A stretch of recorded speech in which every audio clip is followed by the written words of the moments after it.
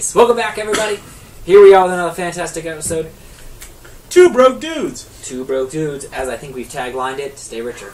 Stay richer. I think that's going to be the new thing. Stay richer, guys. At least richer than us. Yeah. At least richer than us. So for this little discussion, we're going to discuss reviews. I guess video game reviews and movie reviews and book reviews and chicken reviews. Chicken reviews. I love chicken reviews.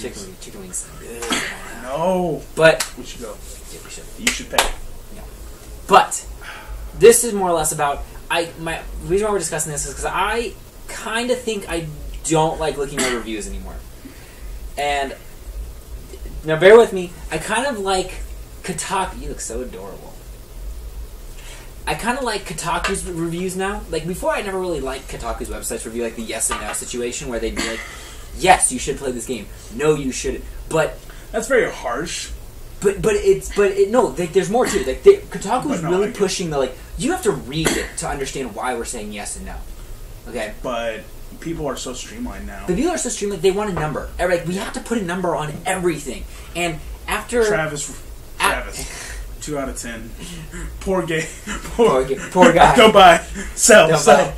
But like, it just falls in the line with with our order discussion is it just brings me down when I see that 6, and I'm like, but then. But I wanted it so much. Yeah, and on top of it, I just don't think you can put a number on it anymore, because I read that review and this goes with the same with Destiny. Gorgeous game. The setting is incredible. All this stuff, the controls are great, but the gameplay's dumb. There's nothing to it once you get past it. And you sit there and you're like, well, okay, so the gameplay's good, gorgeous game, but apparently you had a pet peeve with this 6.0? I don't like that. And it really kind of makes no sense. Yo, dog, Pokemon Sapphire, there's a lot of water. Yeah, exactly. Whatever it was. And I get that, but these are all opinions. I mean, and I know you have to take them kind of with a grain of, not really a grain of salt, but you just gotta, you can't take them so harshly or critically, because what you do, very clearly, and this is why I'm changing it, because I don't like to. I look at that and I'm just like. Here's my thing. My opinion is I go to reviews to see the general of what critics say, but there are a lot of movies that bombed. In retrospect, that I actually really enjoy. I don't know how well Pineapple Express did. I think that movie killed it, because all the stoners saw it. Yeah, but it was reviewed, I think, really low. Same with Dumb and Dumber 2. Dumb and Dumber 2 that was reviewed awfully critically low. But it was funny. But it was funny. Success in theaters, yeah. I mean, you can't give all of your credit to the critic, because the critic is it's their opinion, what they think is cool. If they're like, I don't like comedies, then, well, obviously they're going to rate it low. If they don't like that type of stupid comedy, Dumb and Dumber's not the movie for them. And they've probably seen so many comedies, and they compare them to all these other movies. It's like, well, these high standards aren't going to ever be met, Yeah. And that's the thing about critics. Even if they're not trying to do it, trying to be judgmental free zone, subconsciously they're going to be comparing it to something. Because we always do that. Yeah, nothing will ever be as good as this. A lot of people say Destiny isn't as good as Halo. But guess what? You're comparing it. They're two separate games, guys. Two separate entities at this point. Two the same developer created both at the same time. They're two different ends. And that's why I think I'm really going to start drifting away from reviews. More or less because I'm no longer a kid, and I don't have to rely on reviews to put where's my money going to go. I'm an adult. Now you can afford more than one game. Exactly. So now whenever I get the chance, whenever I do get money still, because we're two broke dudes, whenever we get the option to do that, I can put it where I want it to be, And I bought the Elder Scrolls Online. Same thing. The game didn't get reviewed very well. I thought it was a fun game, but in the end, it got boring, which a lot of reviews said. But I made that judgment myself. Yeah, well, and I'm gonna probably pick it up on the PS4 game. I think they're doing online for free now. That's it. It's just a single buy-in. You buy the game and you're in for free. And that's what I think they needed to do too, because that was actually what they needed to do from the beginning. But. Yeah, but anyway, I don't know. I think the experience from games it's all about playing with people. If it's a game where you play with people, it's the experience with the people and having fun in the game. Like Grand Theft Auto Online, the ridiculousness that you can get into that's what makes the game online so much fun. Don't get me wrong though. If it didn't have that online part, I played through the story mode. I love the hell out of it, and I would play it over and over again because it's just that fun. And same in this, the argument can be made for single player too. It's the experience that you take away. You know, like Journey is a 2-hour game. You don't do anything. You move the analog stick and you jump and you can chirp or chime. You know, make music. I didn't know that's how that game went, but I now. Oh, really? Yeah, so, I've heard lots of great things. But that's the thing, exactly. There's nothing technically to it, but it's the experience you take away. And I guess going forward, I'm just going to try and do a bit more. More or less because video game reviewers, I'm getting to the point where I think they're taking themselves way too seriously. Like they're the echelon. I'm the god of games. Exactly. Like they are. You get a 3. They are the Siskel and Ebert, or or if you will, of video games. Like they have so much say. Like video game reviewers really do make game sales. If they score a game of 6, that game probably is not going to sell very well. If Actually, they scored a 10, gangbusters. Gangbusters. My friend at our last employer was an economics major. Uh-huh. He did a study on this, on what reviews do to games. What the second, like if you make a second game, how that sells compared between Xbox and, all that. Anyway, he was saying if it's reviewed low, it hurts the sales by like 30+%. Oh, yeah. I mean, that's ridiculous. Especially like, I'm trying to think of one really good game that got reviewed really low. Well, what do you think of that? The 30%, that makes sense because that 30% now cuts in. The other 70% are the people that really don't follow it. They just kind of go to the store and buy video games for their family or brother. Oh, I don't care. I'm just playing video games for fun. That 30% are the people that are online doing that stuff. Like, so that makes total sense that 30% is cut away now from that 100% of the pie that was going to purchase the thing. But did you think of the game that you're... I can't think of one off the top of my head, but a game that was like really good or just scored really low. I honestly want to say Destiny. Like... because it didn't get scored terribly. But I remember, like, Activision, before the game was launched, they were toting, like, this is going to be our third $1 billion franchise up there with Call of Duty and Skylanders. Like, they were toting... This is going to be a big game. Game comes out, it sells incredible, but it didn't do the numbers. So they never really publicly admitted how much they made. I mean, they probably made back their $500 million, which was the big number they invested. Oh, I'm sure they did. But they never broke the $1 billion that they were saying, and I assume that's because of the 7s. If that game got 9s, 8s, 9s, or 10s, killer scores, I bet you that game would have just killed it in sales. I think what sold Destiny was everybody got it, or the people that did. They were like, dude, you gotta get Destiny. Word of mouth, You gotta get Destiny. Because think about how much advertising you saw for Destiny. I mean, it was everywhere. It was everywhere, but it wasn't like...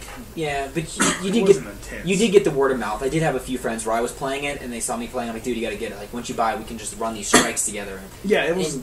Anybody who didn't have it in my friends list was like, how is it? And I'd be like, you have to get it. Yeah. It's just one of those games that you have to get. You have to get. The gameplay's good, but what really holds it back is just the lack of content and story. Yeah, but it's a good shooter. But then the same goes for movies. Like, what is it? You were just saying the Hot Tub Time Machine 2? That movie's getting critically lauded, right? Like, it's just 3.5 out of 10. Yeah, its reviews are bad. I wanted it to be good too. I'm not gonna lie. For Christmas, I got 2 movie passes, which is a huge deal to me. Thanks, Dad. No, 2 movie passes, and I want to go see Hot Tub Time Machine. I've been looking forward to it. Like, when they showed the preview for it, they were like, oh man, we gotta go make America happen. And I was like, oh yeah, this is gonna be hilarious. And then IGN 3.5. Yeah, it's... Thanks. I mean, yeah, they pretty much said it killed. They just very much destroyed it, and... I'm gonna go see it. See, it's stuff like that. It's just reviews. They put such a bad negative stigma. I feel like it's that thing that people... it's probably very obvious, but I just realized that people need to be reinforced with their purchase, or reinforced with what they want to do. Hey, dude, I want to go do this, but I'm telling you because I kind of want your opinion on it. And if you tell me, oh, dude, don't do that, I'm going to kind of be like, well, I'm going to get that negative. But I wanted it. But I want to do that. But dude, trust me, it's going to be bad. Exactly. So you kind of get that feeling, and people want to justify their purchase. Like that's the big reason why fanboys make the fan wars between Xbox and PlayStation. People want to justify their purchase. I bought the Xbox One. Actually, that's right. So it's very, very much better than your PlayStation 4. It's like, well, my PlayStation 4 is better than... It's like, no, there's really no difference, guys. Technically, the same. It's just hardware. It's just hardware. It's just hardware. It's no different. Most of the games. It's no different if you owned a Lenovo PC and I owned an Alienware PC. No, that's different. That's way no. Like even a Mac and PC. It's all hardware. I mean, with Mac and PC, it's a bit of software, and it is with Microsoft and Sony's PS4 to Xbox One. But at the end of the day, most of the games you're going to play are the same. I mean, 4 or 5 games every year are exclusives, and usually, from what I've seen, the exclusives aren't that amazing. Yeah. Like, if Sony still had Final Fantasy and Kingdom Hearts, then good. I'd say, okay, maybe, but I mean, as of right now, what their exclusives were, Xbox has got Halo, they got the new Dead Rising. Well, that's not really exclusive. That's on PC now. And is it? Yeah, and it's probably gonna. I bet you it's probably gonna come to PS4 because Capcom owns the rights. Like it kind of was. It's like Tomb Raider, how it's timed exclusive. Yeah. Well, here's a big one that isn't exclusive, but console exclusive. Fighting game Street Fighter 5. Oh yeah, that game. Street Fighter. That was a big. They got the console exclusive to PlayStation, but I don't see a lot of PC gamers though. Like I see more console gamers on Street Fighter, in my opinion. That's what I've seen. But I have a feeling that it's going to be big on PC too. Like oh, I'm sure it will be. Like I mean, like I don't know. I just have a feeling it's going to be big on PC, but Sony.